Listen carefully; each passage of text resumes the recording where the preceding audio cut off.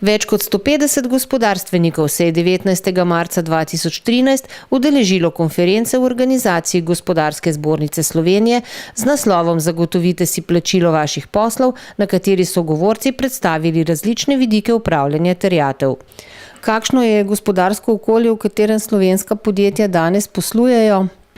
Poslov nikoli ni enostavno izvajati že v normalnih okoliščinah. Dobiti posel, ga narediti odlično in potem zagotoviti tudi plačila. V razmerah, v kakršnih smo danes, ko je tako Slovenija kot evroobmočje v recesiji, pa je to toliko težje.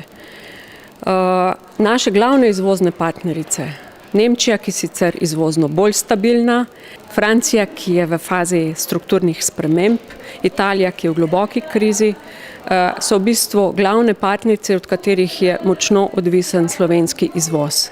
Žal je ta v letu 2012 bistveno manjši, kot je bil v preteklih letih, in je bistveno manjše gonilo rasti BDP, kot je bil doslej. Da se investicijski trg, domača potrošnja, javna potrošnja, državna potrošnja manjšajo in še nekateri drugi faktori kaže na to, da je potrebno biti v razmerah, kakršne so, izjemno pozoren na to, komu lahko zaupamo svoje posle in da jih znamo primerno zavarovati.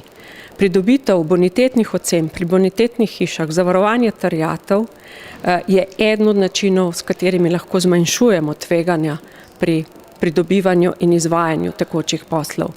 Gotovo pa je najboljša zaščita konkurenčen proizvod, konkurenčna storitev, s katero lahko kupce še bolj kot doma iščemo na tujih trgih.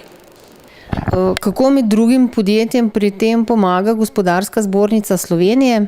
Gospodarska zbornica si v prizadevanja zmanjševati tveganja pri poslovanju, zlasti finančnem, prizadeva na takšen način, da spodbuja dobre prakse, dobrih plačnikov in zato je pristopila k projektu Excellent SME Slovenija. V bistvu to pomeni znak kakovosti dobrega plačnika iz segmenta malih in srednjih podjetij. V bistvu ta znak prispeva k temu, da podjetje, ki ni prezadolženo, ki je soliden plačnik, ki ima poslovno etično moralo, ki jo bonitetna hiša skrbno spremlja, da s tem pridobi zaupanje svojih poslovnih partnerjev, da je kredibilen partner tako na domačem kot na tujih trgih. In ta znak priporočamo vsem, tudi zato, da preverijo svojo boniteto, če mogoče teh ukrepov doslej niso pripravljali zelo aktivno. Ta znak Excellent SME daje garancijo za kakovost, zaupanja vredna podjetja tudi zaradi tega, ker ga bonitetna hiša, ki vsak poslovni subjekt spremlja, lahko tudi odvzame. Zato vabimo podjetja, da se pridružijo 600 podjetjem, ki so tak znak že pridobila, seveda, če so kredibilna, poslovno uspešna in z ustrezno poslovno in plačilno etičnostjo. Kaj pravzaprav je faktoring?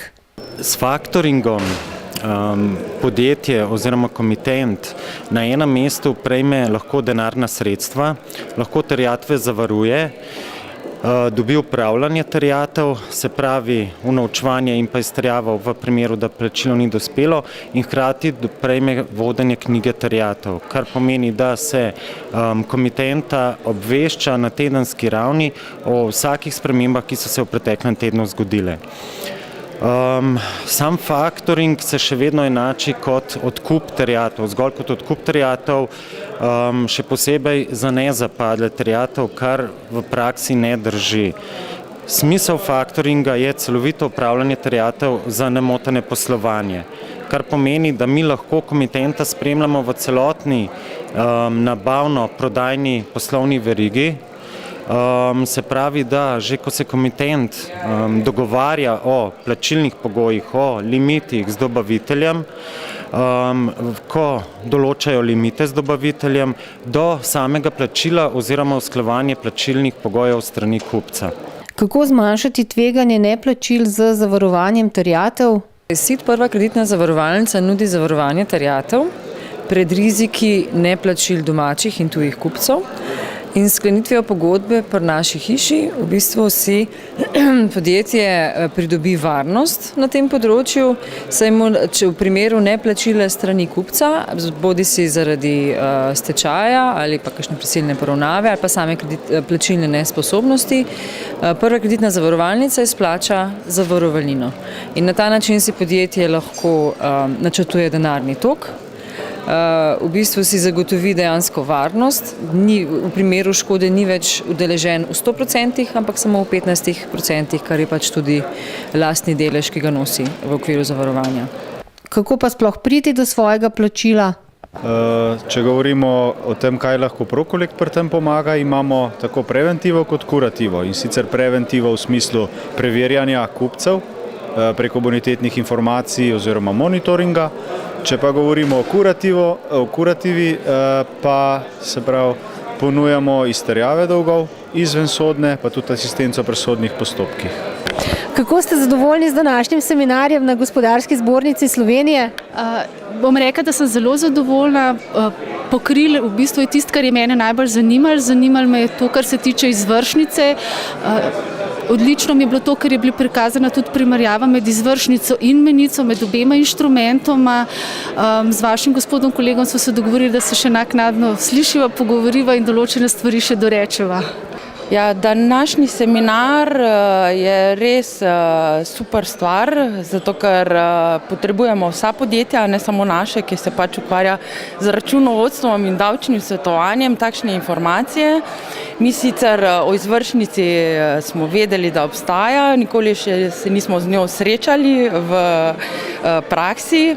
Tale izvršnica je v resnici en krasen inštrument, katerega se nažalost podjetja še ne koristijo toliko, koliko bi ga lahko, ampak to ravno izhaja iz tega, da podjetja enostavno ne vejo, kako se tega posluževati in kaj s tem doseči. In zdaj upam, da bo Gospodarska zbornica pa s temi svojimi informativnimi izobraževanji tudi pripomogla našemu gospodarstvu, da se bo s takšnimi inštrumenti tudi upomoglo.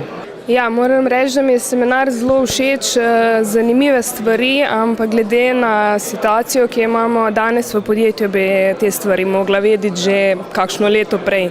Slišati, no. Se neke stvari smo vedeli, nismo bili pa tako natančno, da rečem, informirani. Vas v bodoče mogoče kakšna podobna tema zanimala? Sigurno, v naši situaciji sigurno, ja.